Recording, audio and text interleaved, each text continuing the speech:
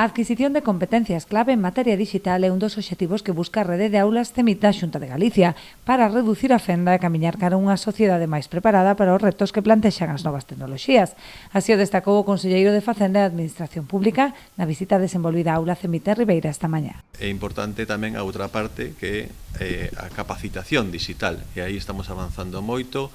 máis 37% da cidadanía xa ten o máximo nivel de capacitación digital. Estou falando de galegos e galegas entre 16 e 74 anos, o cal indica o alto nivel que estamos acadando na nosa comunidade autónoma, porque vemos que a digitalización é unha ferramenta útil para todos nós, e ter un concello con unha aula CEMIT que funciona ben como este, colabora moito a esta finalidade. A visita do responsable autonómico coincidiu coa clausura dun curso sobre finanzas e banca electrónica, no que participaron preto de 30 alumnos que adquiriron competencias en materia de seguridade. Este especial curso de finanzas, que ademais ven sendo realizado da man, como digo, da Consellería de Facenda, da Xunta de Galicia, tamén do Banco de España, e creo que é unha oportunidade estupenda para que todos os alumnos e alumnas